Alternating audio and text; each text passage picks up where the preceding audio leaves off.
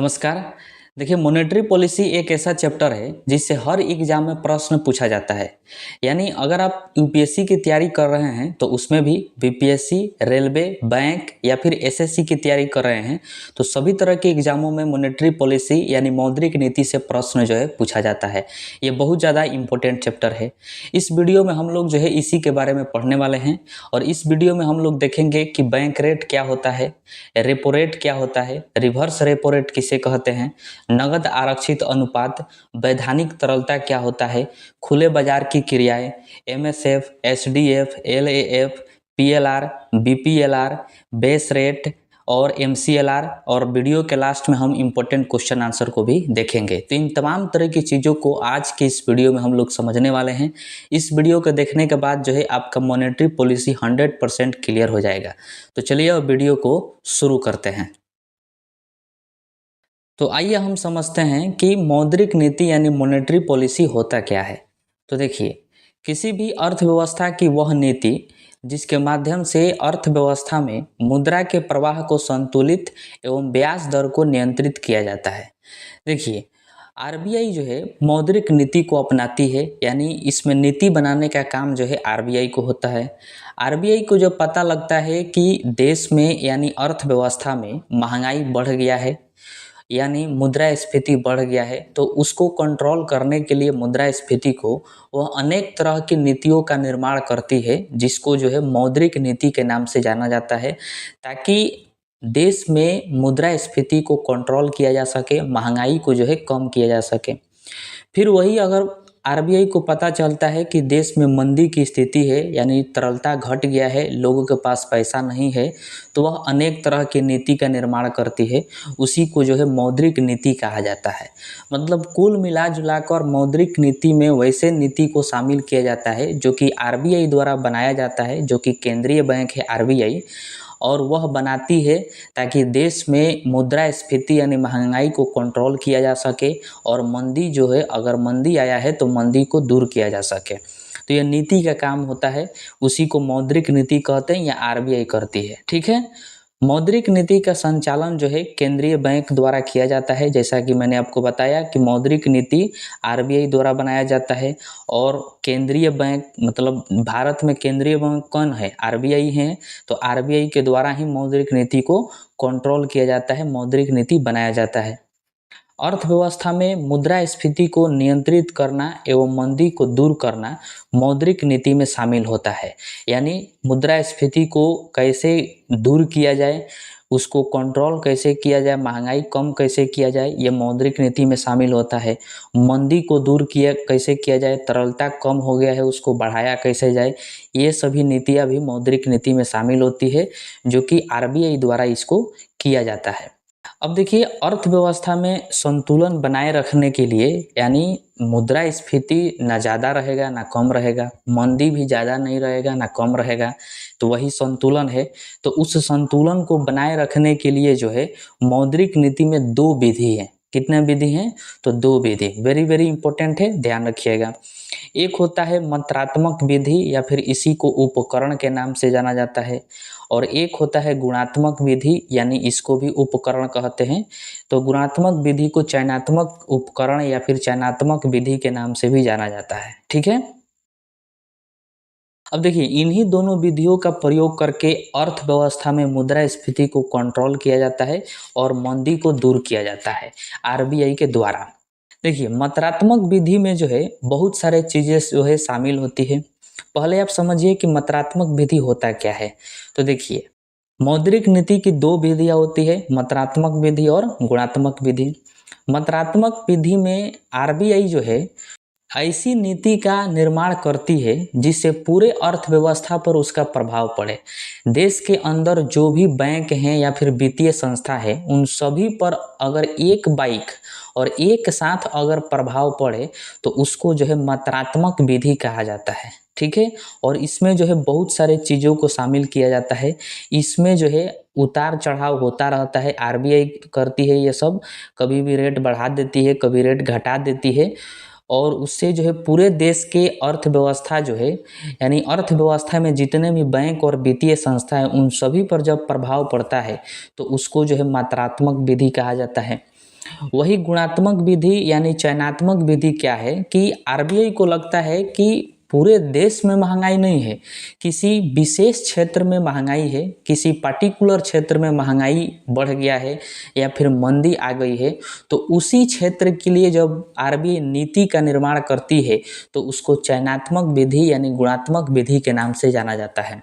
जैसे कि आरबीआई को लगे कि देश में जो उद्योग क्षेत्र हैं उन उद्योग क्षेत्र में महंगाई बढ़ गया है यानी मुद्रास्फीति आया है, तो ध्यान रखिए पूरे देश में महंगाई नहीं बढ़ा है, केवल एक ही क्षेत्र है जो उद्योग क्षेत्र है उसमें महंगाई बढ़ गया है, या फिर कोई कृषि क्षेत्र है किसान का क्षेत्र उसमें देखेगी कि महंगाई बढ़ गया है या फिर मंदी आ गई है, तो उस पार्टिकुलर क्षेत्र के लिए जो आरबीआई नीति का निर्माण करेगी ताकि मुद्रास्फीति को कंट्रोल किया जा सके, उस क्षेत्र में मंदी को दूर किया जा सके उस क्षेत्र में, तो उस पार्टिकुलर क्षेत्र के लिए जब कोई भी नीति बनाएगी तो उसको जो है गुणात्मक विधि यानी चयनात्मक विधि कहेंगे, यानी चयन करके विधि का निर्माण करती है तो उसको चयनात्मक विधि के नाम से जाना जाता है। और जब ऐसा कोई नीति या फिर नियम का निर्माण करेगी आरबीआई जिससे पूरे देश पर प्रभाव पड़ जाए, पूरे देश के बैंकों पर या फिर कोई वित्तीय संस्थाओं पर पूरे, तो उसको जो है मात्रात्मक विधि का नाम दिया जाता है, उसे मात्रात्मक विधि कहा जाता है। ठीक है, अब देखिए मात्रात्मक विधि में बहुत सारे चीज़ें हैं, जैसे में कि बैंक रेट है, रेपो रेट है, रिवर्स रेपो रेट, नगद आरक्षित अनुपात, वैधानिक तरलता, खुले बाजार की क्रियाएं, एमएसएफ, एसडीएफ, एलएएफ, तो इन सभी चीज़ों का जब आरबीआई रेट बढ़ा देती है तो उससे पूरे देश के बैंकों पर वित्तीय संस्थाओं पर प्रभाव पड़ता है, या फिर इनका रेट घटा देती है तो उससे जो है पूरे देश के जो भी बैंक हैं वित्तीय संस्था हैं उन पर प्रभाव पड़ने लगता है।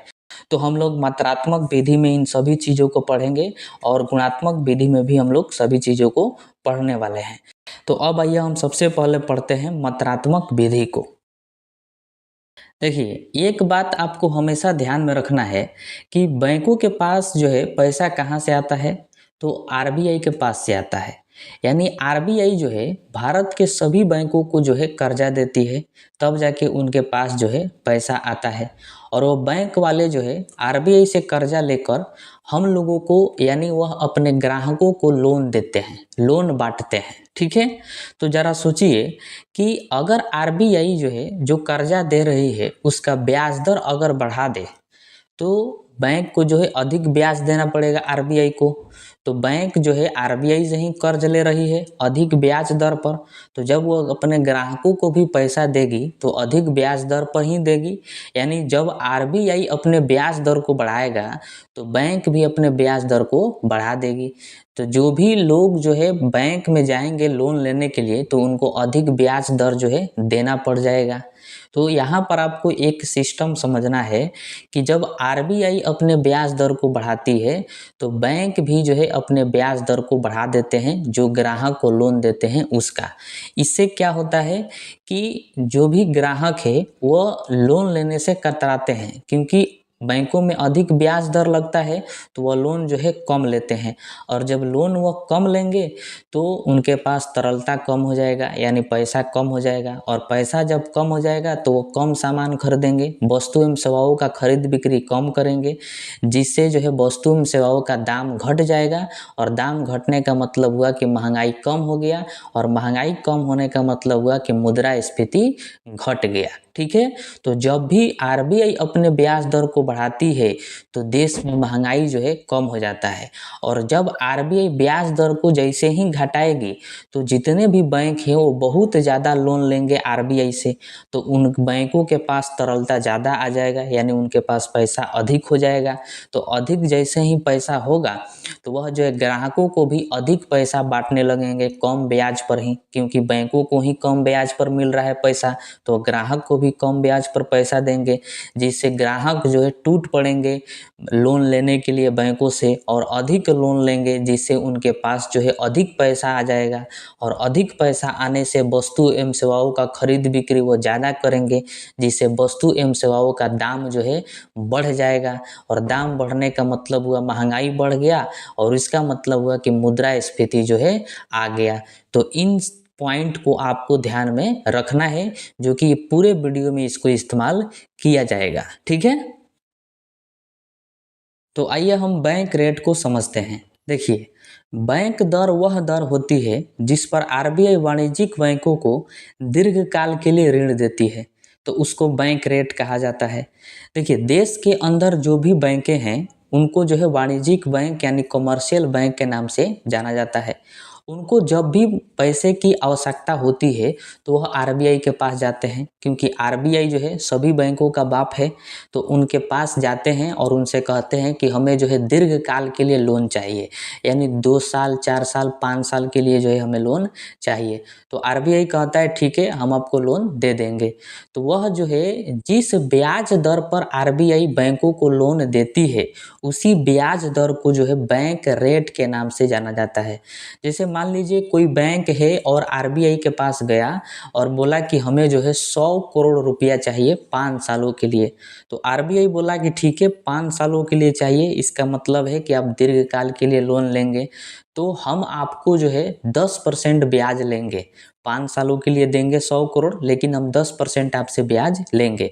तो जो आरबीआई 10% ब्याज जो है चार्ज की है, उसी 10% ब्याज दर को बैंक रेट के नाम से जाना जाता है। यानी इस रेट पर भारत के सभी बैंकों को जो है दीर्घकाल के लिए लोन मिल जाता है। तो इसको ध्यान में रखिएगा। इसमें जो है प्रतिभूतियों का क्रय विक्रय नहीं होता है। आरबीआई बैंकों को बिना किसी जमानत के लोन दे देती है। मतलब जब भी कोई बैंक आरबीआई के पास जाता है तो आरबीआई जो है कोई भी प्रतिभूति नहीं मांगती है, यानी उनसे कोई भी प्रतिभूति नहीं खरीदती है। वैसे ही इनको जो है दीर्घकाल के लिए लोन दे देती है। ठीक है, तो इसको ध्यान रखिएगा। आरबीआई द्वारा बैंक रेट को बढ़ाकर मुद्रास्फीति को कंट्रोल किया जाता है और बैंक रेट को घटाकर मंदी दूर किया जाता है। देखिए, मैंने आपको इसको पहले ही समझा दिया है। यहाँ पर आपको ये जो है अच्छे तरीके से समझना है, इससे ही प्रश्न जो है पूछा जाता है। देखिए, जब आरबीआई को लगता है कि देश में महंगाई है यानी मुद्रास्फीति बहुत अधिक है, तो आरबीआई क्या करती है कि बैंक रेट को बढ़ा देती है। मतलब ब्याज दर को क्या करती है, वो बढ़ा देती है। अब ब्याज दर के बढ़ाने से क्या होगा, जो भी भारत के बैंक हैं वह जो है लोन कम लेंगे, क्योंकि वो सोचेंगे कि आरबीआई जो है ब्याज दर बढ़ा दी है, तो लोन लेंगे तो हमको ब्याज ज़्यादा देना पड़ेगा। तो बैंक दर बढ़ गया है, इस वजह से जितने भी बैंक हैं वह कम लोन लेंगे आरबीआई से, और जब कम लोन लेंगे तो उनके पास तरलता कम हो जाएगा बैंकों के पास। और जब उनके पास तरलता कम हो जाएगा तो वह अपने ग्राहक को भी कम लोन देंगे, और जब ग्राहक को कम लोन देंगे तो ग्राहक के पास जो है पैसा नहीं रहेगा, ग्राहक के पास भी जो है तरलता कम हो जाएगा। और तरलता जब ग्राहक के पास कम होगा तो वस्तु और सेवाओं जो है कम खरीद बिक्री करेंगे उसका, जिससे वस्तु और सेवाओं का दाम जो है घट जाएगा, मूल्य उनका घट जाएगा, जिससे मुद्रास्फीति कंट्रोल हो जाएगा। यानी महंगाई कम हो गया दाम घटने से, तो मुद्रास्फीति जो है कंट्रोल हो गया। तो जब भी लगता है मुद्रास्फीति देश के अंदर है तो आरबीआई जो है बैंक रेट को बढ़ा देती है। ठीक इसके विपरीत अगर आरबीआई को लगता है कि देश के अंदर मंदी है, यानी लोगों के पास पैसा जो है नहीं है, तो वह बैंक रेट को तुरंत घटा देती है। जैसे ही बैंक रेट को घटाती है तो जितने भी कमर्शियल बैंक हैं वो सभी जो है लोन लेने के लिए टूट पड़ते हैं, और आरबीआई से जो है बहुत ज़्यादा लोन लेते हैं, क्योंकि सोचते हैं कि बैंक रेट जो है कम है। तो जब ज़्यादा लोन लेंगे तो बैंकों के पास तरलता अधिक हो जाएगा, और जब उनके पास तरलता अधिक होगा तो वो अपने ग्राहक को भी लोन अधिक देंगे, जिससे लोगों के पास पैसा जो है आ जाएगा। और जैसे ही लोगों के पास पैसा आ गया तो कहेंगे कि मंदी जो है वो दूर हो गया। तो इस तरह की स्थिति को जो है निपटने के लिए आरबीआई ये सब करती है, बैंक रेट को कभी बढ़ाती है कभी घटाती है। ध्यान रखिएगा कि वर्तमान में जो बैंक रेट है वो 6.25% है, और यह जो है रेट कभी भी बढ़ता है कभी घटता रहता है। तो अभी फ़िलहाल जो है जिस वक्त हम वीडियो बना रहे हैं उस वक्त जो है 6.25% बैंक रेट है। आप जब भी वीडियो को देखिए तो इसको अपडेट कर लीजिए। अब आइए हम सबसे इम्पोर्टेंट समझते हैं रेपो रेट। इस नाम को बहुत बार सुने होंगे, आप यहाँ पर पहली बार इसको समझिएगा। देखिए, रेपो दर वह दर होती है जिस दर पर आरबीआई वाणिज्यिक बैंकों को अल्पकालीन ऋण देती है। यानी जब बैंकों को अल्पकालिक यानी बहुत कम समय के लिए लोन चाहिए होता है तो वो आरबीआई के पास जाते हैं। तो आरबीआई जो है उनको जिस ब्याज दर पर बहुत कम समय के लिए लोन देती है तो उसी ब्याज दर को रेपो रेट के नाम से जाना जाता है। तो यहीं पर आपसे जो है मोस्ट इम्पोर्टेंट प्रश्न पूछा जाता है और कई बार पूछा भी गया है कि बैंकों को अल्पकालीन लोन जो है किस रेट पर मिलता है, तो रेपो रेट पर मिलता है, मतलब बहुत कम समय के लिए लोन। और बहुत अधिक समय के लिए लोन यानी दीर्घकालिक लोन जो है किस रेट पर मिलता है, तो बैंक रेट पर मिलता है, जो कि इसके पहले हम लोग पढ़े हैं। तो इसको ध्यान रखिएगा। इसमें जो है प्रतिभूतियों का क्रय विक्रय होता है। आरबीआई बैंकों से सरकारी प्रतिभूतियां लेकर लोन देती है। मतलब आप बैंक रेट में पढ़े कि जब बैंकों को दीर्घकालीन लोन चाहिए होता था तो आरबीआई जो है कोई भी प्रतिभूति नहीं लेती थी, यानी कोई भी प्रतिभूति बैंकों से नहीं खरीदती थी। लेकिन जब बैंकों को बहुत कम समय के लिए लोन चाहिए होता है तो आरबीआई उनसे जो है प्रतिभूति मांगती है, सरकारी प्रतिभूति। कहती है कि आप जो है हमको सरकारी प्रतिभूति दे दीजिए, जो आपके पास है उसके एवज में जो है हम आपको अल्पकालिक ऋण जो है दे देंगे, लोन दे देंगे। तो इसको ध्यान में रखिएगा कि इसमें जो है आरबीआई प्रतिभूतियों का क्रय विक्रय करती है बैंकों से। ठीक है। आरबीआई द्वारा जो है रेपो रेट बढ़ाकर मुद्रास्फीति को कंट्रोल किया जाता है और रेपो रेट को घटाकर मंदी को दूर किया जाता है। फिर वही बात हो गया कि जैसे ही आरबीआई को लगता है कि देश में जो है महंगाई है यानी मुद्रास्फीति आ गया है तो आरबीआई क्या करती है कि रेपो रेट को बढ़ा देती है। अब रेपो रेट को बढ़ाने से क्या होगा कि जो भी बैंक हैं वो लोन कम लेंगे, अल्पकालिक लोन जो है कम लेना चालू कर देंगे, मतलब लोन नहीं लेंगे, जिससे उनके पास तरलता जो है कम हो जाएगा। और बैंकों के पास जब तरलता कम होगा तो अपने ग्राहक को भी लोन कम देंगे या फिर नहीं देंगे, जिससे ग्राहक के पास भी जो है तरलता कम हो जाएगा, पैसा कम हो जाएगा, जिससे वस्तु एवं सेवाओं वह जो है बहुत कम खरीदेंगे, जिससे वस्तु एवं सेवाओं का दाम जो है घट जाएगा, मूल्य उनका घट जाएगा। तो महंगाई हो गया कंट्रोल, यानी मुद्रास्फीति जो है कंट्रोल हो गया। वही अगर आरबीआई को लगता है कि देश में मंदी की स्थिति है, लोगों के पास पैसा जो है नहीं है, बहुत कम है, तो वह क्या करती है, रेपो रेट को घटा देती है। अब रेपो रेट को घटाने से क्या होगा कि बैंक जो है बहुत अधिक लोन लेने लगेंगे आरबीआई से, जिससे बैंकों के पास तरलता बढ़ जाएगा। और तरलता जब उनके पास बढ़ेगा तो वो अपने ग्राहक को भी अधिक लोन देंगे, जिससे ग्राहक के पास भी तरलता बढ़ जाएगा, यानी पैसा बढ़ जाएगा, तो मंदी जो है दूर हो जाएगा। तो ये बात आपको ध्यान में रखना है। वर्तमान में रेपो रेट जो है 6% है, ये भी बदलता रहता है, इसको ध्यान में रखिएगा। ठीक है। अब देखिए, रेपो रेट के जस्ट विपरीत होता है रिवर्स रेपो रेट। सेम उसी की तरह है, समझिए। जब वाणिज्यिक बैंक अपना अतिरिक्त धन या फिर पैसा आरबीआई के पास जमा करते हैं तो आरबीआई द्वारा वाणिज्यिक बैंकों को ब्याज मिलता है। उसी ब्याज दर को रिवर्स रेपो दर कहते हैं। देखिए, रेपो रेट में आप क्या पढ़ें कि आरबीआई जो है सभी बैंकों को, देश के अंदर जो भी कमर्शियल बैंक है उनको लोन दे रही थी। मतलब आरबीआई के पास जो पैसा था वह जो है सभी बैंकों में बांट रही थी लोन के रूप में। यहाँ पर जो है उसके विपरीत होता है। बैंकों के पास जो अतिरिक्त धन होता है, मतलब बैंकों के पास धन आता कहाँ से है, तो लोग जो है जो भी अपना अकाउंट खुलवाते हैं बैंकों में तो उसमें जो है जाकर अपना पैसा जमा करते हैं। जो भी जिनका बिजनेस वगैरह होता है तो वो डेली अपना पैसा जो है 1,00,000 1,50,000 उसमें ले जाकर बैंकों में जमा करते हैं। तो अगर किसी बैंक के पास अतिरिक्त धन आ जाता है, मतलब सब चीज़ खर्चा वर्चा मिलाने उलाने के बाद भी अतिरिक्त देखते हैं बैंक कि हमारे पास बहुत ज़्यादा पैसा हो गया है, तो उस पैसा को जो है वो बैंक में नहीं रखते हैं, क्योंकि वो तरलता है, कुछ भी हो सकता है, बैंक में कोई भी घटना घटित हो सकता है। तो वह उसको ले जाकर जो है आरबीआई के पास जमा कर देते हैं और आरबीआई से कहते हैं कि ले लीजिए, हमारा अतिरिक्त धन है। तो आरबीआई उनको उस पैसा को लेकर और उसके एवज में जो है उसको ब्याज देता है बैंकों को, जो भी बैंक जाकर जमा करते हैं उनको। तो उसी ब्याज दर को जो है रिवर्स रेपो रेट के नाम से जाना जाता है, यानी इसी को जो है ट्रिपल आर के नाम से भी जाना जाता है। ठीक है। अर्थात आरबीआई इसके तहत बैंकों को सरकारी प्रतिभूतियां देती है। मतलब जो भी बैंक अपना अतिरिक्त धन ले जाकर आरबीआई के पास जब जमा करते हैं तो आरबीआई जो है उनको सरकारी प्रतिभूतियां देती है, मतलब एक कागज दे देती है और कहती है इसको रख ले रही है, जब भी आपको ये पैसा चाहिए हो तो आप आकर इस कागज को दिखाइएगा, हम जो भी आप पैसा जमा किए थे उस पैसा को हम आपको दे देंगे। ठीक है। आरबीआई रिवर्स रेपो रेट बढ़ाकर मुद्रास्फीति को कंट्रोल करती है और घटाकर मंदी को दूर करती है। सेम वैसा ही है कि जब भी आरबीआई को लगता है कि देश के अंदर महंगाई है तो वह क्या करती है, रिवर्स रेपो रेट को बढ़ा देती है। यानी रिवर्स रेपो रेट को जैसे बढ़ाएगी तो सभी बैंक सोचेंगे कि हम अगर पैसा अपना जो अतिरिक्त धन है उसको ले जाकर आरबीआई के पास जमा करेंगे तो हमें ब्याज अधिक मिलेगा, क्योंकि रिवर्स रेपो रेट अधिक बढ़ गया है। तो सभी बैंक जितना उनके पास अतिरिक्त धन होगा वो जो है लालच में ले जाकर आरबीआई के पास जमा करेंगे, तो उनके पास धन की कमी हो जाएगी। सभी बैंकों के पास जब धन की कमी होगी तो वो ग्राहक को देने के लिए उनके पास नहीं बचेगा लोन के रूप में, जिससे ग्राहक के पास भी पैसा कम हो जाएगा और पैसा कम होगा तो वस्तु एवं सेवाएं वो कम खरीदेंगे, जिससे महंगाई जो है यानी मुद्रास्फीति कंट्रोल हो जाएगा।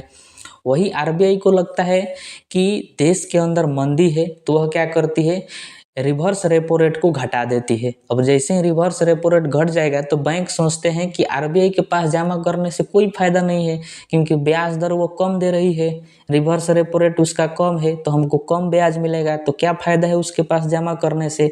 इसलिए वो ग्राहक को लगती है बांटने, और जब ग्राहक को लगती है बांटने तो ग्राहक के पास पैसा अधिक हो जाता है, यानी तरलता बढ़ जाता है, तो उनके पास जो है पैसा आ जाता है तो मंदी की स्थिति खत्म हो जाती है। तो ये होता है रिवर्स रेपो रेट। ठीक है। वर्तमान में रिवर्स रेपो रेट कितना है तो 3.35% है, इसको ध्यान में रखिएगा, बहुत ज़्यादा इम्पोर्टेंट है। अब आइए हम समझते हैं कैश रिजर्व रेशियो यानी CRR। देखिए इसको हम साधारण भाषा में समझते हैं, कोई टेंशन लेने की आवश्यकता नहीं है। देखिए जब वाणिज्यिक बैंक अपने एनडीटीएल का कुछ निश्चित प्रतिशत आरबीआई के पास नगद रूप में जमा करते हैं तो उसे जो है नगद आरक्षित अनुपात यानी CRR कहते हैं। देखिए एनडीटीएल का जितने भी देश के अंदर बैंक है वह अपने एनडीटीएल का कुछ निश्चित प्रतिशत जो है आरबीआई के पास नगद रूप में ले जाकर जमा कर देते हैं, उसी को CRR कहा जाता है। अब बात यह आती है कि आखिर एनडीटीएल होता क्या है। तो देखिए एनडीटीएल का जो पूरा नाम है वो नेट डिमांड टाइम लायबिलिटी है। अब इसका मतलब क्या होता है कि बैंक जो होता है उस बैंक में आप देखे होंगे कि कुछ लोग दिन भर में पैसा निकालने के लिए भी जाते हैं और कुछ लोग जो है पैसा जमा करने के लिए भी जाते हैं। तो बैंकों में लोगों द्वारा पैसा निकालने के बाद और जमा करने के बाद शाम के वक्त जो भी उनके पास बैंकों के पास पैसा बच जाता है उसी को जो है एनडीटीएल कहा जाता है। और प्रत्येक दिन का बैंकों के पास एनडीटीएल जो है अलग अलग होता है। आइए इसको उदाहरण से समझते हैं। मान लीजिए कि एसबीआई बैंक है और उसके पास जो है 500 रुपया है, सपोज डेट मान लेते हैं कि उसके पास कितना रुपया है, 500 रुपया है। शाखा का गेट खोली तो देखी कि हमारे पास जो है 500 रुपया पड़ा हुआ है। ठीक है। तो दिन भर में लोग जो है पैसा निकालने के लिए भी आएंगे, कुछ लोग जमा करने के लिए भी आएंगे। तो उसके पास 500 रुपया था और कुछ लोग आकर पैसा निकाल कर चले गए। मान लीजिए वो 300 रुपया निकाल कर चले गए, तो 500 था 300 निकाल कर लेकर चले गए, तो कितना बचा उनके पास, 200 रुपया बच गया एसबीआई के पास। ठीक है। और उसी दौरान जो है कुछ लोग पैसा जमा करने के लिए भी आए और उन्होंने जो है 100 रुपया जमा किया एसबीआई में। तो 200 रुपये उसके पास बचा था और 100 रुपया और आ गया जमा करने के लिए, तो टोटल कितना रुपया हो गया, 300 रुपया हो गया। और उसके बाद गेट बंद हो गया एसबीआई का। लास्ट में जब बैंक वाले हिसाब किताब मिलाए तो पता चला उनके पास जो है कुल 300 रुपया बच गया है, सब ले देकर। ठीक है। तो वही जो बचा हुआ 300 रुपया है उसी को एनडीटीएल कहा जाता है। क्या कहा जाता है, एनडीटीएल। निकालने और जमा करने के बाद जो बैंकों के पास पैसा बचता है वही एनडीटीएल है। तो इसी एनडीटीएल का सभी बैंक जो है कुछ परसेंटेज ले जाकर आरबीआई के पास नगद रूप में, कैश रूप में ले जाकर जमा कर देते हैं, उसी को CRR कहा जाता है। अब कितना परसेंटेज अपना जमा करेंगे एनडीटीएल का, यह जो है आरबीआई निर्धारित करती है, जो कि वर्तमान में जो है सीआरआर 4% है। मतलब देश के अंदर जो भी बैंक अभी वर्तमान में हैं, वह जो है अपना एनडीटीएल का शाम को जो है 4% ले जाकर आरबीआई के ऑफिस में जमा कर देंगे, वो भी कैश रूप में जमा करेंगे। अब देखिए एसबीआई के पास जो है कितना रुपया बचा था, 300 रुपया बचा था, जो कि एनडीटीएल के रूप में था। तो उस 300 रुपया का जो है 4% एसबीआई ले जाकर आरबीआई में जमा करेगा। तो 300 का 4% कितना हुआ, 12 रुपया हुआ। यानी शाम के वक्त एसबीआई 12 रुपया ले जाकर आरबीआई को दे देगा और कहेगा कि ये ले लीजिए, हमारे एनडीटीएल का ये 4% है। ठीक है, तो जब 12 रुपया दे देगा तो 300 में से 12 रुपया चला गया, कितना रुपया बचा, 278 रुपया। यानी आरबीआई के पास जो है अगले दिन के लिए सिर्फ और सिर्फ 278 रुपया जो है बच जाएगा। अब ये सीआरआर से फायदा क्या होता है कि आरबीआई इसको लेती है। तो देखिए इससे जो है दो फायदा होता है। पहला फायदा होता है कि अगर बैंक का दिवालिया हो जाता है, जो भी बैंक है उसका दिवालिया हो जाता है, मतलब पूरी तरह से वो बैंक चौपट हो जाता है, तो बताइए कि जो भी लोग हैं, ग्राहक हैं, वो अपना पैसा जमा किए होंगे उस बैंक में और वो बैंक दिवालिया हो गई, तो फिर उस ग्राहक को पैसा मिलेगा कहाँ से। इस तरह से तो ग्राहक परेशान हो जाएंगे। इसलिए आरबीआई जो है उनसे ले लेती है एनडीटीएल का 4%, ताकि वो रखे रहती है और कहती है कि जब भी तुम्हारे ऊपर मुसीबत आएगा हम तुमको जो है ये पैसा दे देंगे और तुम ग्राहक को बांट देना। कुछ कुछ तो बांटेगा, जितना मतलब 4% लेता है तो ऐसा थोड़ी है कि पूरे ग्राहक जितना रखे तो उतना मिल जाएगा, सब नहीं मिलेगा, लेकिन कुछ कुछ जो है ग्राहक को दे दिया जाएगा। ठीक है, तो ये एक फायदा होता है।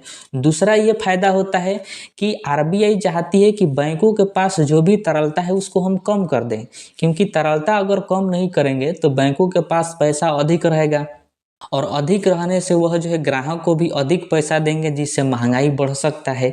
ये भी एक फायदा होता है।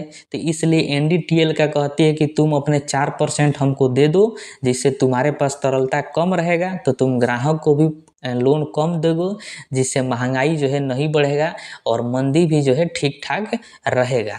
तो ये दो फायदा हो जाता है सीआरआर से। ठीक है, इस पर बैंकों को जो है ब्याज नहीं मिलता है। ये भी ध्यान रखना है आपको कि जो एनडीटीएल का आरबीआई 4% लेती है उसका ब्याज नहीं देती है, वो उसको रखे रहती है। जब भी बैंक दिवालिया होगा तो उसको दे देगी। अब आइए हम एसएलआर को समझते हैं, यानी वैधानिक तरलता अनुपात, स्टैट्यूटरी लिक्विडिटी रेशियो। ये क्या होता है, देखिए प्रत्येक बैंक अपने एनडीटीएल का कुछ निश्चित प्रतिशत अपने पास नगद रूप में, स्वर्ण रूप में या फिर सरकारी प्रतिभूतियों के रूप में रखते हैं, उसी को एसएलआर कहते हैं। अब देखिए आप जो है एनडीटीएल बढ़िया से समझ गए हैं। तो एनडीटीएल का जो है दो कार्य होता है बैंकों के द्वारा। एक तो एनडीटीएल का कुछ परसेंटेज जो है ले जाकर आरबीआई के पास बैंक जमा कर देते हैं, जिसको सीआरआर कहा जाता है। और अभी आप पढ़े कि वर्तमान में सीआरआर कितना है, 4% है। और एनडीटीएल का ही कुछ निश्चित प्रतिशत जो है सभी बैंक अपने पास रख लेते हैं, उसी को जो है एसएलआर कहा जाता है। अब ये करने को कौन बोलता है, तो आरबीआई बोलती है, क्योंकि आरबीआई का मानना होता है कि अगर बैंकों के पास तरलता अधिक रहेगा लोगों को लोन देने के लिए, तो वो ज़्यादा लोन बांट देंगे, जिससे जो है महंगाई बढ़ जाएगा। क्योंकि ज़्यादा लोन बांटेगी तो लोगों के पास धन ज़्यादा हो जाएगा, और धन ज़्यादा होगा तो वस्तु एवं सेवा ज़्यादा खरीदेंगे, जिससे जो है महंगाई बढ़ जाएगी, मुद्रास्फीति आ जाएगा। इसलिए आरबीआई कहती है कि एनडीटीएल का तुम 4% तो मेरे पास सीआरआर के रूप में जमा कर ही रहे हो, उसके साथ साथ क्या करो कि तुम उसका कुछ निश्चित प्रतिशत जो है अपने पास भी रख लो, क्योंकि वो मुसीबत में काम आएगा। या तो तुम सोना के रूप में रख लो या फिर जो है नगद रूप में ही अपने पास रख लो, लेकिन रखो जरूर। उसी को जो है एसएलआर के रूप में जाना जाता है। अब देखिए वर्तमान में जो एसएलआर है वो 18% है। कितना परसेंट है, 18%। अब देखिए इसको उदाहरण से समझते हैं। मान लेते हैं कि एसबीआई के पास जो है शाम के वक्त लेन देन करने के बाद जो है एनडीटीएल के रूप में 100 रुपया बचा। कितना रुपया बचा, तो 100 रुपया। अब उस 100 रुपया का 4% CRR लगेगा। मतलब 100 रुपया का 4% 4 रुपया हुआ। तो बैंक जो है 4 रुपया ले जाकर RBI के पास जमा कर देंगे CRR के रूप में। ठीक है। उसके बाद जो है वर्तमान में SLR 18% है। तो उसी NDTL यानी 100 रुपया का 18% हुआ 18 रुपया। तो 18 रुपया का जो है वो नगद रूप में या फिर सोना खरीद कर अपने पास रख सकते हैं। ठीक है। तो इससे क्या हुआ कि उनके पास तरलता देखिए कम हो गया। बचा था 100 रुपया, 4 रुपया CRR के रूप में चला गया और 18 रुपया जो है SLR के रूप में चला गया। तो कितना रुपया चला गया? 22 रुपया। तो 100 रुपया में से उनके पास जो है 22 रुपया हट गया। अब उनके पास जो है तरलता कम हो गया। अब तरलता कम होने से वह जो है लोगों को लोन जो है कम बांटेंगे, जिससे मुद्रास्फीति जो है कंट्रोल में रहेगा। तो SLR को निर्धारित करने का काम जो है RBI का ही होता है। अब RBI के हाथ में है कि जब भी देखेगी कि मुद्रास्फीति यानी महंगाई बढ़ गया है, तो वो क्या करेगी कि SLR को बढ़ा देगी, यानी परसेंटेज बढ़ा देगी। 18% है, हो सकता है 30% कर दे। तो 30% जैसे करेगी तो वह जो है अपने पास पैसा रख लेंगे ज़्यादा, और ज़्यादा रखने से उनके पास बांटने के लिए, लोन बांटने के लिए बैंकों के पास पैसा कम हो जाएगा। तो मुद्रास्फीति जो है कंट्रोल हो जाएगा। वही देखेगी RBI की मंदी की स्थिति है देश में, तो वह क्या करेगी कि SLR को घटा देगी। SLR को घटाएगी तो बैंक जो है अपने पास कम पैसा रखेंगे, यानी लोगों को बांटने के लिए उनके पास ज़्यादा पैसा रह जाएगा। तो ज़्यादा बांटेंगे जिससे मंदी जो है दूर हो जाएगा। तो ये होता है SLR। अब आइए हम समझते हैं खुले बाजार की क्रियाएं, यानी ओपन मार्केट ऑपरेशंस, जिसको OMO के नाम से भी जाना जाता है। देखिए, केंद्रीय बैंक RBI द्वारा खुले बाजार में सरकारी प्रतिभूतियों का क्रय विक्रय किया जाता है, जो कि वाणिज्यिक बैंकों या फिर संस्थाओं के साथ क्रय विक्रय होता है। देखिए, हमारे देश की जो सरकार है उसको भी तो पैसे की आवश्यकता पड़ती है। तो वो उसको जब भी पैसे की आवश्यकता पड़ती है तो वो RBI से कहती है। तो RBI जो है सरकारी प्रतिभूतियां बेचती है, और जो भी उनको पैसा मिलता है वो जो है सरकार को दे देती है। अब सरकारी प्रतिभूतियां कैसे बेचती है RBI? तो वो खुले बाजार में बेचती है। ओपनली कहती है भारत के जो भी बैंक है उन सभी से कि किनको जो है सरकारी प्रतिभूतियां चाहिए। अब जिन बैंकों के पास जो है पैसा अधिक रहता है, उनके पास तरलता ज़्यादा रहता है, तो वह जो है हाथ खड़ा करते हैं कि हमको जो है सरकारी प्रतिभूतियां चाहिए, क्योंकि उनके पास पैसा अधिक है। तो RBI क्या करती है कि उनको सरकारी प्रतिभूति दे देती है, यानी बेच देती है, और उसके एवज में जो है मोटी रकम वसूल लेती है बैंकों से। जैसे मान लीजिए कोई बैंक है और वह सरकारी प्रतिभूति खरीद लिया, तो RBI जो है उससे 100 करोड़ 200 करोड़ रुपया ले ली। तो देखिए, यहाँ पर ध्यान से सोचिए कि RBI जो है वो बैंकों से पैसा ले ली, तो इसका मतलब हुआ कि बैंकों के पास पैसा कम हो गया। तो RBI का डायरेक्टली यही मकसद होता है कि बैंकों के पास जो भी तरलता है उसको टाल लिया जाए, ताकि अगर बैंकों के पास अधिक तरलता अगर रहेगा तो वो लोगों को ज़्यादा लोन बांटना चालू कर देंगे, और ज़्यादा लोन बांटेंगे तो मुद्रास्फीति जाहिर से बात है कि आएगा, क्योंकि लोग जो है ज़्यादा लोन लेंगे तो वस्तु ज़्यादा खरीदेंगे, और वस्तु ज़्यादा खरीदेंगे तो महंगाई बढ़ गया, यानी मुद्रास्फीति आ गया। इसीलिए RBI जो है अनेक तरह का नियम कानून नीति अपनाती रहती है, जिससे जो है बैंकों के पास तरलता कम कर दिया जाए, बैंकों से जो भी पैसा है वो वसूल लिया जाए, ताकि उनके पास तरलता कम हो जाए। इसलिए जो है वह क्या करती है कि सरकारी प्रतिभूतियां बेचना चालू कर देती है। जब बेचती है तो एक कागज़ थमा देती है, और मोटी मोटी रकम जो है बैंकों से वसूल लेती है, जिससे उनके पास पैसा कम हो जाता है और मुद्रास्फीति कंट्रोल हो जाता है। वही अगर RBI देखती है कि देश के अंदर जो है मंदी की स्थिति है, लोगों के पास पैसा नहीं है, तो वह क्या करती है, सरकारी प्रतिभूतियां खरीदना चालू कर देती है। अब खरीदती कैसी है? जिस भी बैंक के पास सरकारी प्रतिभूति होगा, वह क्या RBI कहती है कि जिसके पास सरकारी प्रतिभूति है वो हमको दे दो, हम उसको पैसा देंगे। तो मान लीजिए कोई बैंक है, उसके पास सरकारी प्रतिभूति पहले से है, तो वह क्या करेगी, आरबीआई को दे देगी, तो आरबीआई जो है उसके एवज में उस बैंक को पैसा दे देगी। इस तरह सभी बैंकों के साथ होता है। तो बैंकों के पास तरलता बढ़ जाता है, जिससे जो है वो लोगों को ज़्यादा लोन बांटते हैं, तो मंदी की स्थिति जो है दूर हो जाती है। उसी को जो है खुले बाजार की क्रियाएं कहते हैं। ये कभी भी हो सकता है, जब भी आरबीआई को लगे तब वो कर सकती है, एकदम खुले में ओपन कर सकती है। ठीक है। अब आइए हम समझते हैं एमएसएफ यानी मार्जिनल स्टैंडिंग फैसिलिटी, सीमांत अस्थायी सुविधा। ये क्या होता है? देखिए, यह वह दर होता है जिस पर वाणिज्यिक बैंक आरबीआई से 24 घंटा के लिए ऋण लेते हैं, तो उसी को जो है एमएसएफ कहा जाता है। जो भी देश के अंदर कमर्शियल बैंक है, उनको यदि 24 घंटा के लिए पैसे की आवश्यकता पड़ती है इमीडिएटली यानी ओवरनाइट के लिए, तो वह जो है आरबीआई के पास जाते हैं और आरबीआई से कहते हैं कि हमें जो है 24 घंटा के लिए इमीडिएटली पैसा चाहिए, 100 करोड़ 200 करोड़ रुपया चाहिए। तो आरबीआई जो है उनको 24 घंटा के लिए जिस ब्याज दर पर ऋण उपलब्ध कराता है, उसी ब्याज दर को जो है मार्जिनल स्टैंडिंग फैसिलिटी रेट कहा जाता है, यानी एमएसएफ रेट के नाम से जाना जाता है। ठीक है।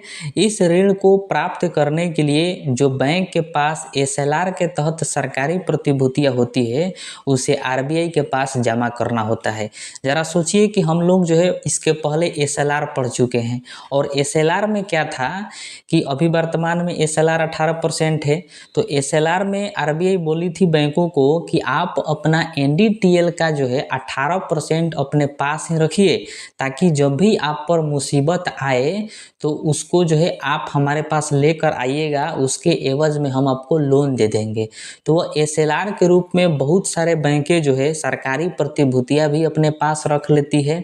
तो उसी जब भी उन बैंकों को मुसीबत आता है, पैसे की इमीडिएटली आवश्यकता पड़ती है, तो वह जो एसएलआर के रूप में सरकारी प्रतिभूतियां रखे हैं या फिर गोल्ड रखे थे एसएलआर के रूप में, उसको ले जाते हैं आरबीआई के पास और उसको दे देते हैं और 24 घंटा के लिए लोन लेकर चल आते हैं। तो जिस ब्याज दर पर आरबीआई उनको 24 घंटे के लिए लोन देती है, उसी ब्याज दर को जो है एमएसएफ रेट के नाम से जाना जाता है। ठीक है। और ये भी आपको ध्यान में रखना है कि वर्तमान में जो एमएसएफ रेट है वो 6.25% है। ठीक है। तो ये वर्तमान में है, ये घटता बढ़ता रहता है। अब देखिए, एमएसएफ के जस्ट विपरीत होता है एसडीएफ यानी स्टैंडिंग डिपॉजिट फैसिलिटी, अस्थाई जमा सुविधा। ये क्या होता है? देखिए, जब वाणिज्यिक बैंक अपने अतिरिक्त तरलता को आरबीआई के पास 24 घंटा के लिए जमा करते हैं, तो आरबीआई द्वारा वाणिज्यिक बैंकों को जो ब्याज दर मिलता है, उसी को जो है एसडीएफ कहते हैं।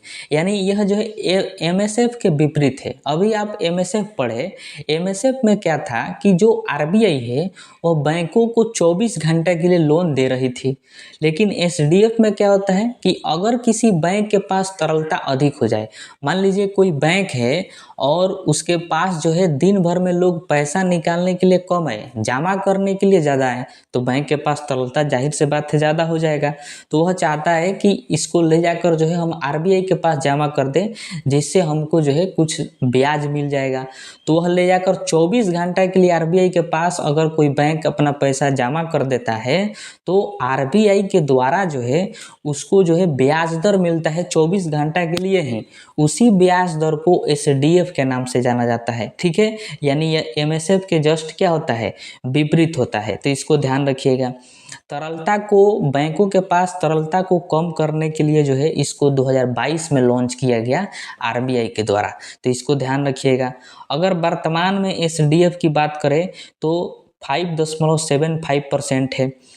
यानी जब भी आरबीआई को पता चलता है कि देश के अंदर मुद्रास्फीति है, तो वह क्या करता है? एसडीएफ रेट को बढ़ा देता है। जैसे ही बढ़ाएगा तो बैंकों को लगेगा कि लोगों को देने से अच्छा है कि हम आरबीआई के पास अपना पैसा ले जाकर जमा कर दें, जो कि अतिरिक्त जो पैसा है उसको, ताकि हमको ब्याज दर अधिक मिल जाएगा। तो वह ले जाकर आरबीआई के पास जमा कर देते हैं, तो बैंकों के पास तरलता कम हो जाता है। तरलता जैसे ही कम होता है तो लोगों के पास देने के लिए पैसा, लोन जो है बैंकों के पास पास नहीं रहता है, जिससे लोगों के पास तरलता कम हो जाता है, तो वस्तु एवं सेवाओं की खरीद बिक्री कम करते हैं और कम करने से उनका जो है मांग कम हो जाता है, जिससे वस्तुएं सस्ती हो जाती है, मुद्रास्फीति कंट्रोल हो जाता है। वही मंदी को भी ऐसा ही एसडीएफ के रेट को कम कर देती है, तो मंदी भी जो है खत्म हो जाता है देश के अंदर से। तो ये जो है एसडीएफ होता है। ठीक है, एक छोटा सा चीज समझते हैं, एलएएफ यानी लिक्विडिटी एडजस्टमेंट फैसिलिटी, तरलता या फिर चल निधि समायोजन सुविधा। ये क्या है? तो देखिए, आरबीआई जो है वह रेपो रेट और रिवर्स रेपो रेट के माध्यम से वाणिज्यिक बैंकों की तरलता को एडजस्ट करती है। उसे ही लिक्विडिटी एडजस्टमेंट फैसिलिटी यानी एलएएफ कहा जाता है। मतलब बैंकों के पास अगर तरलता अधिक हो जाए या फिर तरलता उनके पास कम हो जाए, तो उनको एडजस्ट करने का कार्य कौन करती है? आरबीआई करती है। तो आरबीआई को जब लगता है कि बैंकों के पास जो है तरलता बढ़ गया है, तो वह क्या करती है कि रेपो रेट को बढ़ा देती है, रिवर्स रेपो रेट को बढ़ा देती है, जिससे उनके पास जो है तरलता कम हो जाता है। वही अगर लगता है आरबीआई को कि बैंकों के पास तरलता जो है बहुत घट गया है, बहुत कम हो गया है, तो वह क्या करती है? रिवर्स रेपो रेट को भी घटा देती है या फिर रेपो रेट को घटा देती है, तो जिससे बैंकों के पास धीरे धीरे तरलता जो है वो बढ़ने लगता है। तो ये दोनों को जो है एडजस्ट करती रहती है आरबीआई, उसी को जो है एलएएफ यानी लिक्विडिटी एडजस्टमेंट फैसिलिटी के नाम से जाना जाता है। ठीक है, तो इन बातों को ध्यान में रखिएगा। तो अब आइए हम गुणात्मक या फिर चयनात्मक विधि को समझते हैं। देखिए, इसके पहले ही हम लोग समझ चुके हैं शुरू में ही कि जब आरबीआई देश के अंदर किसी पार्टिकुलर क्षेत्र में तरलता को कम या फिर ज़्यादा करने का प्रयास करती है, तो उसे ही गुणात्मक विधि कहा जाता है। इससे जो है पूरे देश पर प्रभाव नहीं पड़ता, किसी पार्टिकुलर क्षेत्र पर ही इसका प्रभाव देखने को मिलता है। जैसे कि आरबीआई को अगर पता लगे कि अर्थव्यवस्था में यानी देश में किसी पार्टिकुलर क्षेत्र में जो है आलू और सब्जियों की दाम यानी साग सब्जियों की दाम जो है बढ़ने लगी है, उनका मूल्य बढ़ गया है, तो आरबीआई क्या करेगी कि उस क्षेत्र के सभी बैंकों को निर्देश देगी कि आप जो है किसानों को ज़्यादा से ज़्यादा ऋण दीजिए, या फिर पूरे देश के बैंकों को ये निर्देश देगी कि आप किसानों को ज़्यादा से ज़्यादा ऋण दीजिए, ताकि उनके पास तरलता ज़्यादा आ जाए। तरलता ज़्यादा आ जाएगा तो वो खेती ज़्यादा करेंगे, साग सब्जी ज़्यादा उगाएंगे, जिससे मार्केट में उनका सप्लाई बढ़ेगा, तो उनका दाम जो है ऑटोमेटिक कम हो जाएगा। तो ये काम करने का प्रयास करती है आरबीआई। इससे पूरे देश पर प्रभाव नहीं पड़ता है, किसी पार्टिकुलर क्षेत्र पर ही प्रभाव देखने को मिलता है। ठीक है, अब आइए हम समझते हैं कि इसमें जो है क्या क्या होता है।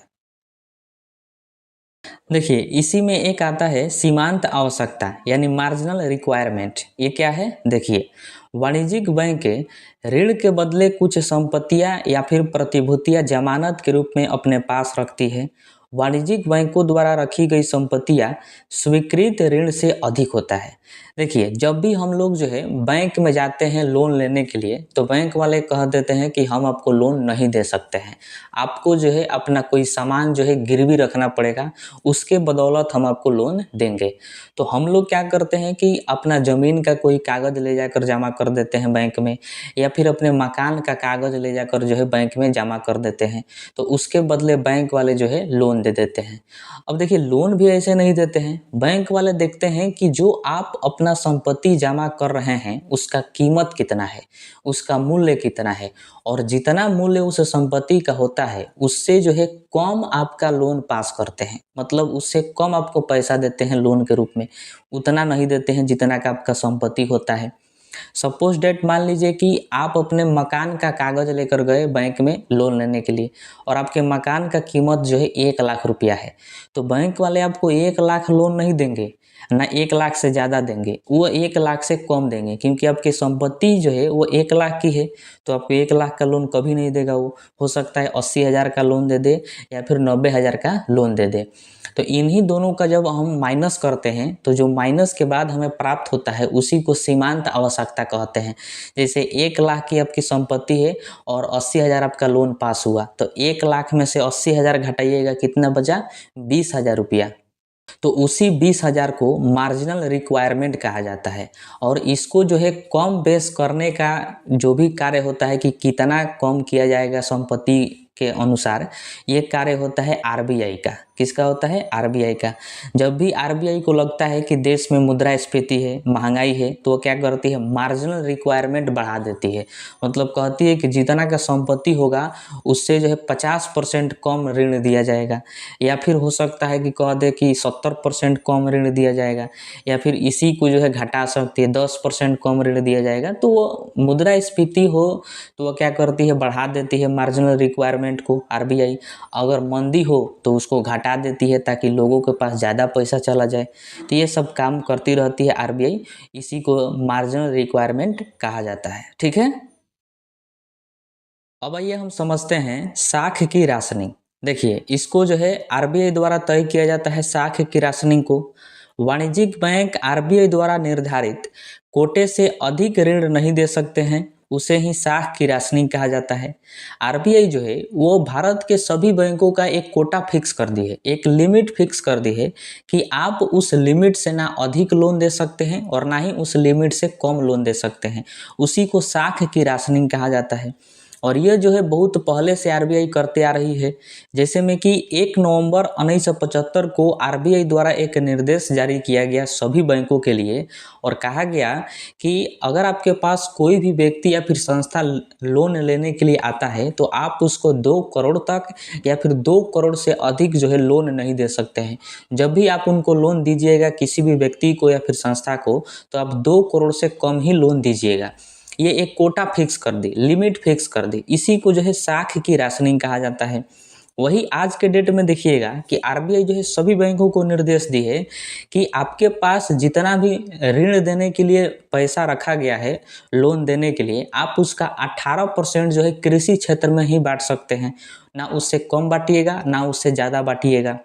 मतलब मान लीजिए किसी बैंक के पास जो है 100 रुपया रखा हुआ है लोन देने के लिए, तो उस 100 रुपया का 18% जो है कृषि क्षेत्र में वो लोन देगा। मान लीजिए 18 रुपया हुआ, तो 18 रुपया जो है वो किसानों को बांट देगा, कृषि क्षेत्र में बांट देगा। अब ऐसा आरबीआई क्यों करती है? क्योंकि वो जानती है कि बैंक वाले जो है वो इसके लालच में क्या करेंगे, किसी एक के क्षेत्र में जो है हुमचा के लोन बांट देंगे, जिससे किसी एक के क्षेत्र में क्या हो जाएगा, महंगाई बढ़ जाएगा।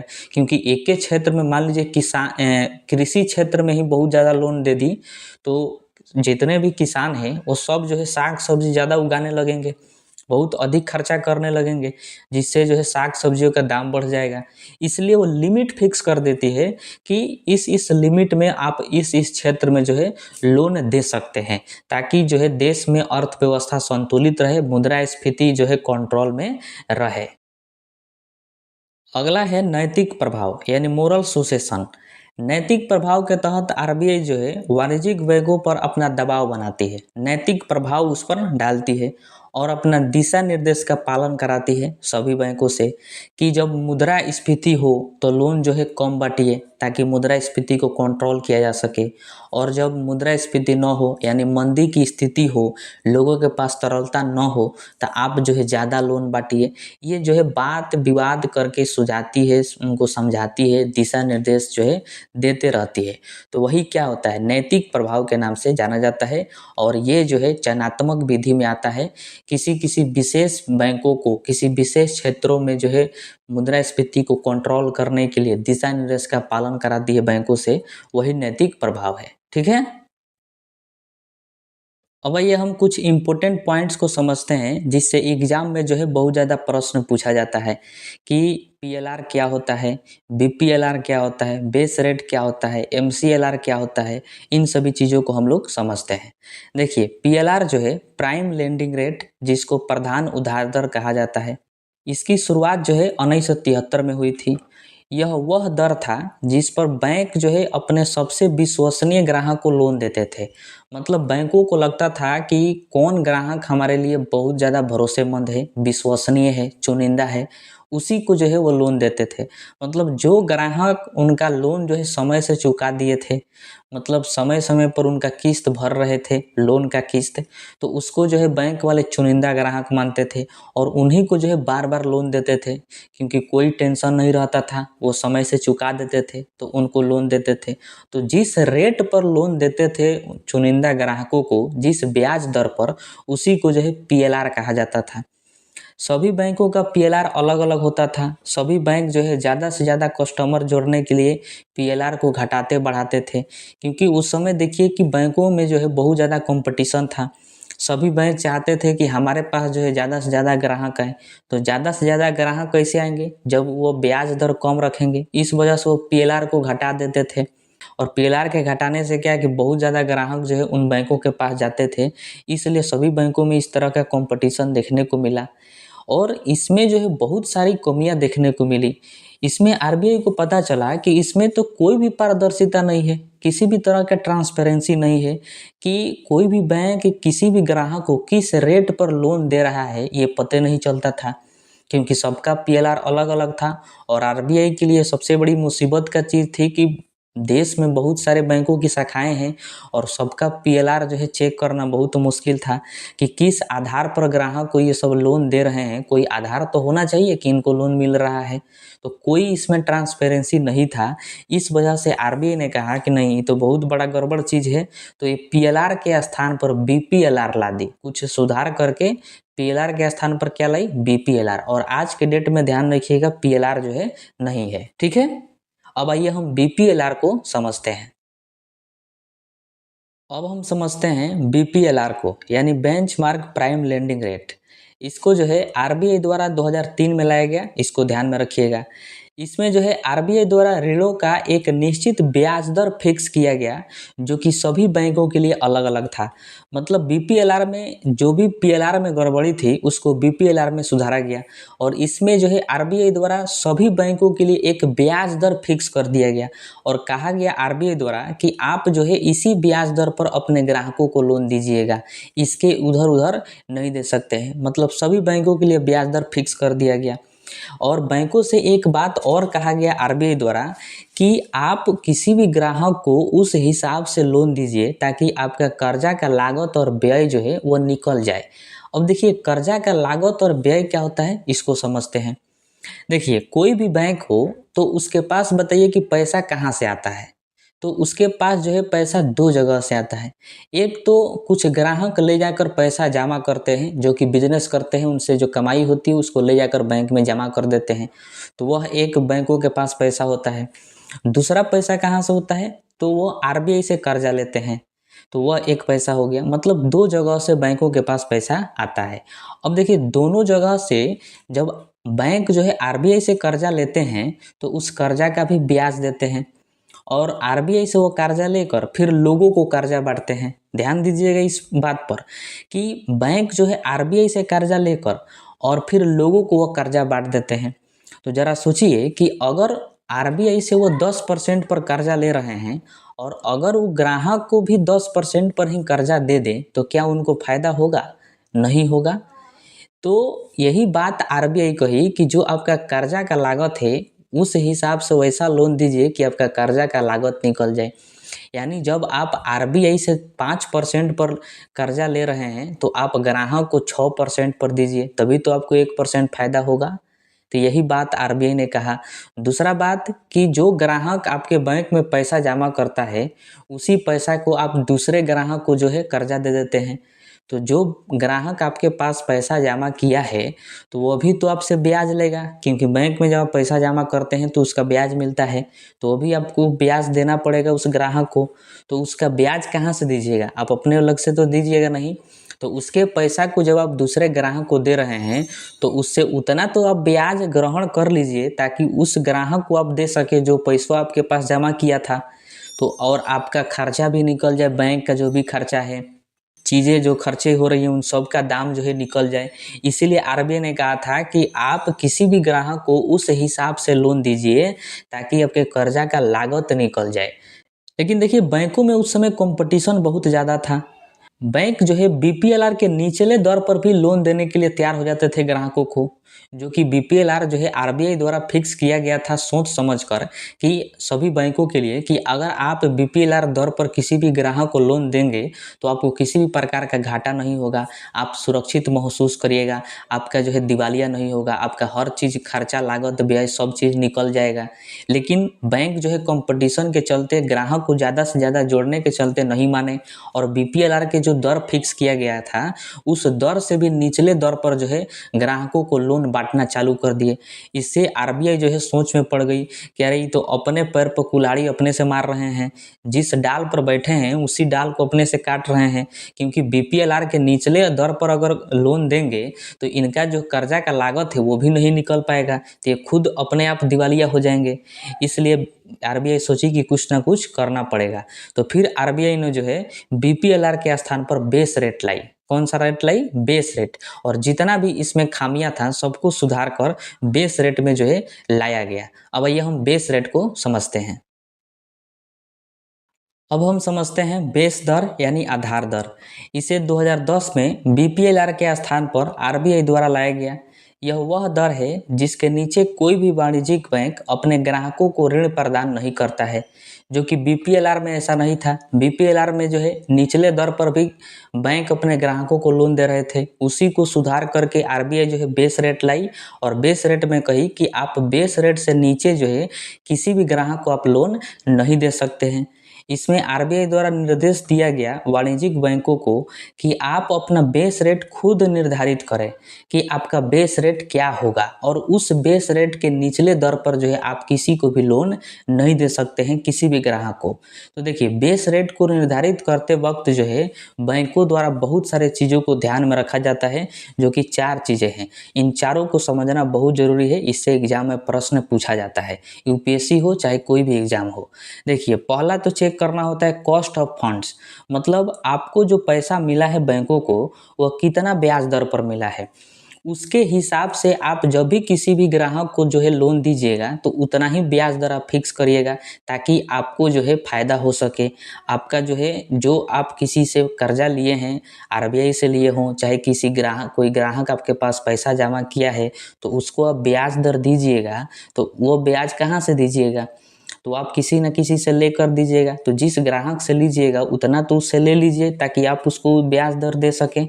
दूसरा operating expenses to run the bank, यानी बैंकों को चलाने के में कितना खर्चा आ रहा है, क्योंकि कोई भी बैंक की शाखा हो वो किसी न किसी भाड़े के मकान में रहती है, बिजली का खर्च आता है, बहुत सारे खर्चे होते हैं बैंक को चलाने के लिए, तो वह खर्चा भी निकलना चाहिए। तो खर्चा कहाँ से आएगा? ग्राहक से ही लिया जाएगा, जिसको लोन दिया जाएगा उसी से। और मिनिमम रेट ऑफ रिटर्न, यानी जो ग्राहक आपके पास पैसा जमा किए हैं बैंक में उनको आप कितना परसेंटेज ब्याज देंगे। जैसे कि बहुत सारे ग्राहक हैं जो कि बैंक में जाकर पैसा जमा करते हैं तो उनको ब्याज देना पड़ता है बैंकों को, तो वो ब्याज कहाँ से देंगे? बैंक अपने पास से तो नहीं देंगे, वो किसी दूसरे ग्राहक से लेकर देंगे। तो दूसरा ग्राहक कौन होगा? जिसको वो लोन देंगे, तो उनको उतना ब्याज उनसे ले लीजिए ताकि आप उनको ब्याज दे सके जो आपके पास ग्राहक पैसा जमा किया है उसको। और लास्ट था कॉस्ट ऑफ मेंटेनिंग यानी सीआरआर, यानी आप जो आरबीआई के पास सीआरआर के रूप में पैसा जमा किए हैं। देखिए आप जो है सीआरआर पढ़ चुके हैं। सीआरआर में क्या था कि बैंकों के पास जो अतिरिक्त धन होता था उसको जो है नगद रूप में ले जाकर आरबीआई के पास जमा करते थे और आरबीआई जो है उसके बदले ब्याज नहीं देती थी। लेकिन जो भी बैंक के पास पैसा है और वह पैसा किसका है? ग्राहक का पैसा है, और उसी पैसा को जो ले जाकर आरबीआई के पास जमा कर रहे हैं, तो ग्राहक तो बैंक से ब्याज लेगा, लेकिन आरबीआई जो है जो बैंक सीआरआर के रूप में आरबीआई के पास जमा किए हैं तो आरबीआई तो उनको ब्याज नहीं दे रही है, लेकिन ग्राहक जो जमा किया है बैंक में वो तो ब्याज लेगा। तो ब्याज आएगा कहाँ से? तो किसी दूसरे ग्राहक से ही लेगा बैंक। तो उतना ब्याज दर लोन देने वाले ग्राहक से आप इकट्ठा कर लीजिए ताकि जो ग्राहक आपके पास जमा किया है और आप ले जाकर जमा कर दिए आरबीआई के पास, तो उसका जो है आप मेंटेनेंस कर सकें। तो ये 4 बातें थी जो कि बेस रेट को निर्धारित करते वक्त जो है ध्यान देना था सभी बैंकों को। अब देखिए कि ये जो चारों हैं वो हर बैंकों का अलग अलग होता था। मतलब खर्चा सब बैंकों का अलग होगा, ग्राहक सब बैंकों में एक के जैसा तो पैसा जमा नहीं करेंगे, किसी में कम किसी में ज़्यादा करेंगे, तो सबका अलग अलग था। इस वजह से सबका बेस रेट भी क्या था, अलग अलग था। लेकिन इसमें भी देखिए कि एक खामियां थी बेस रेट में। कौन सी खामियां थी समझिए। देखिए कोई भी बैंक अपने ग्राहक को जो लोन देता है वह कहाँ से आता है, मैंने आपको पहले ही बता दिया है कि उसके पास जो है सभी बैंकों के पास दो जगह से पैसा आता है। एक तो उसके पास ग्राहक आके पैसा जमा करते हैं वो पैसा होता है, और दूसरा जो है आरबीआई से कर्जा लेते हैं वो पैसा होता है। तो देखिए दूसरा कि सभी बैंक जो है आरबीआई से उधार लेते हैं जिसको रेपो रेट कहा जाता है। रेपो रेट के बारे में आप पढ़ चुके हैं कि जब बैंक जो आरबीआई जो है बैंकों को उधार देती है, कर्जा देती है, और जो ब्याज लेती है उसी ब्याज दर को रेपो रेट कहा जाता है। तो देखिए बेस रेट में जो है रेपो रेट शामिल नहीं था, केवल मिनिमम रेट्स ऑफ रिटर्न शामिल था। यानी ग्राहक बैंक में जो पैसा जमा किए थे उसी को कितना ब्याज देना है वही बेस रेट में शामिल किया गया था।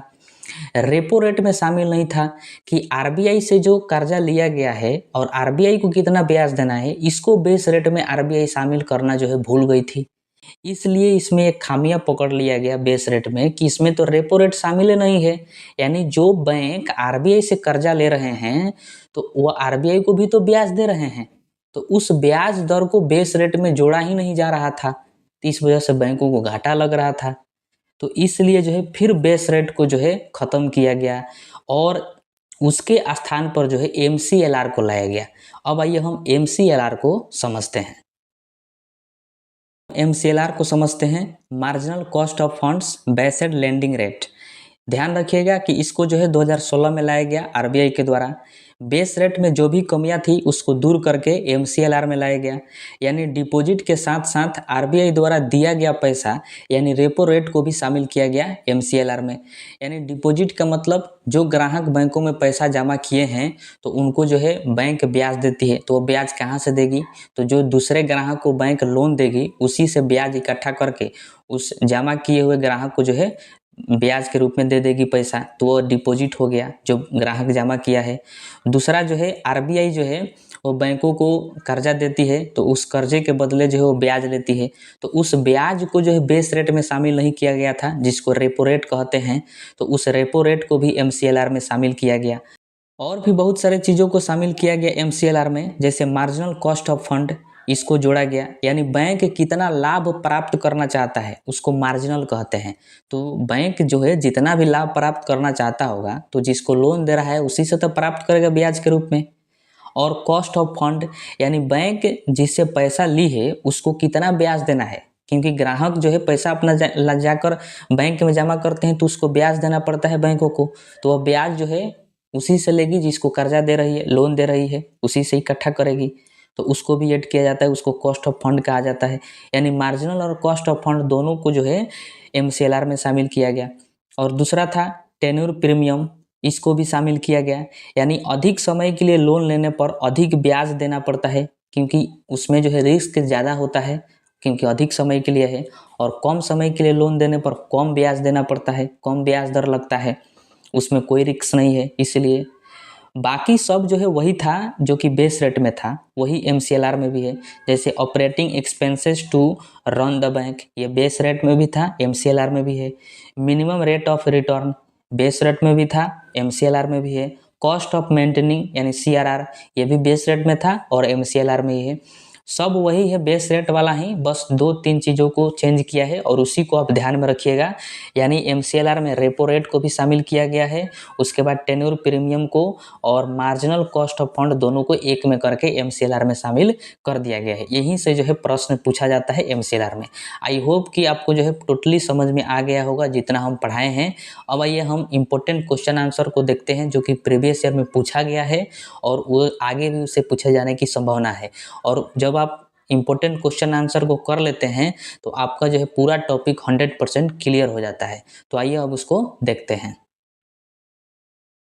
पहला प्रश्न है कि निम्नलिखित में रेपो दर को नियंत्रित करता है। बहुत इजी प्रश्न है, इसका राइट आंसर जो है ऑप्शन नंबर ए हो जाएगा, भारतीय रिजर्व बैंक।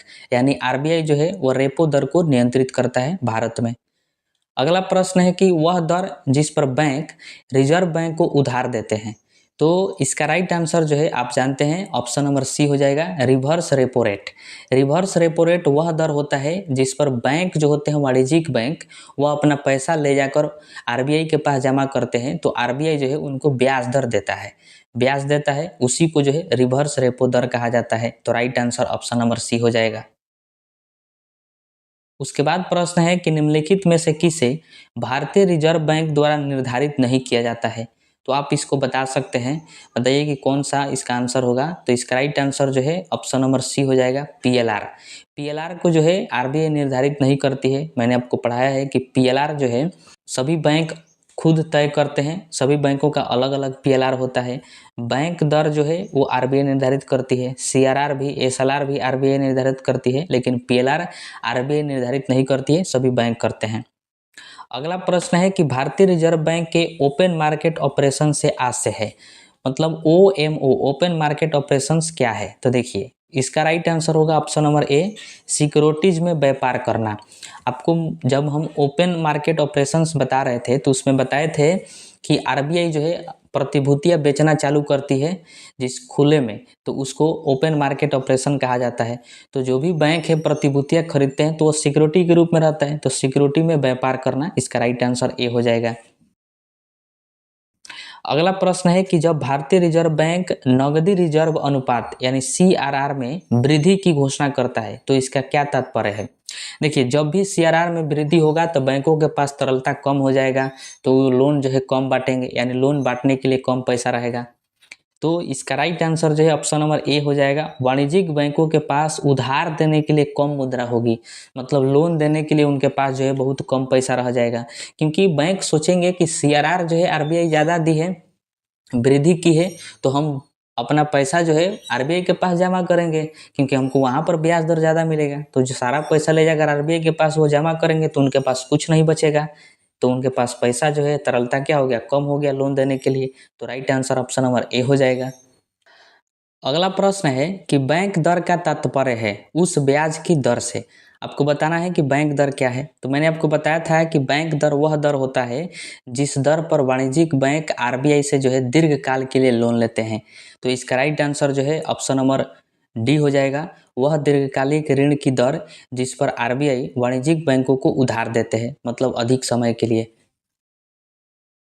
अगला प्रश्न है कि आरबीआई के खुले बाजार संचालन यानी ओपन मार्केट ऑपरेशन से आशय है, क्या मतलब है ओपन मार्केट ऑपरेशन से। तो इसका right answer option number C हो जाएगा, ऋण पत्रों में व्यवसाय, मतलब आरबीआई जो है अपना प्रतिभूतियां बेचती है, सरकारी प्रतिभूतियां बेचती है, तो वाणिज्यिक बैंक उसको खरीदते हैं, सिक्योरिटी के रूप में रखते हैं, ऋण पत्र के रूप में। तो इसका right answer option number C हो जाएगा। उसके बाद प्रश्न है कि निम्न में से एक भारतीय मौद्रिक नीति के बारे में निर्णय लेता है, मतलब मौद्रिक नीति कौन तैयार करता है। तो इसका राइट आंसर आपको पता है, भारतीय रिजर्व बैंक यानी आरबीआई जो है यही मौद्रिक नीति कब बनाती है, मौद्रिक नीति का संचालन करती है। इसको ध्यान रखिएगा, बहुत बार पूछा गया है। अगला प्रश्न है कि बैंक दर क्या है। तो देखिए इसका right answer option number A हो जाएगा, बैंक दर आप पढ़ चुके हैं कि ब्याज की दर जो रिजर्व बैंक व्यावसायिक बैंकों से लेता है, यानी जब वाणिज्यिक बैंक जो है वो लोन लेते हैं तो आरबीआई जो है उससे ब्याज लेती है, उसी को जो है बैंक दर कहा जाता है। नेक्स्ट प्रश्न है कि बैंक दर में वृद्धि सामान्यतः इस बात का संकेत है कि, अपने से सोचिए कि अगर बैंक दर में वृद्धि हो रहा है तो इसका मतलब क्या हुआ कि अर्थव्यवस्था में मुद्रास्फीति आ गई है, महंगाई आ गई है। आरबीआई देख रही है कि अर्थव्यवस्था में महंगाई है, इस वजह से वो क्या करती है कि बैंक दर को बढ़ा देती है।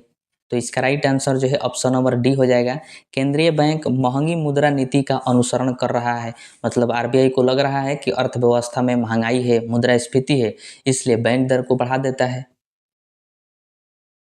अगला प्रश्न है कि जब भारतीय reserve bank cash reserve ratio यानी सीआरआर में वृद्धि की घोषणा करता है तब इसका अर्थ है, मतलब बताना है आपको कि आरबीआई जो है वो सीआरआर में वृद्धि की घोषणा क्यों करता है, और क्योंकि वो चाहता है कि बैंकों के पास तरलता जो है घट जाए। तरलता ना रहे, जिससे वो जो है ज़्यादा लोन ना बांटें, और ज़्यादा लोन नहीं बांटेंगे तो मुद्रास्फीति कंट्रोल हो जाएगा। तो इसका right answer option number C हो जाएगा। व्यापारिक बैंकों के पास उधार देने हेतु कम मुद्रा रहेगी, मतलब CRR बढ़ जाएगा तो व्यापारिक जो बैंक हैं उनके पास उधार देने के लिए, लोन देने के लिए मुद्रा नहीं रहेगा। और सबसे लास्ट प्रश्न है कि रेपो रेट विचारणीय होता है, मतलब रेपो रेट में क्या विचार किया जाता है, किसके माध्यम से। तो इसका right answer option number A हो जाएगा, मौद्रिक नीति के अंतर्गत। मौद्रिक नीति के अंतर्गत ही रेपो रेट के बारे में विचार किया जाता है, यानी मौद्रिक नीति में तो ही रेपो रेट आता है। तो इसका right answer option number A हो जाएगा।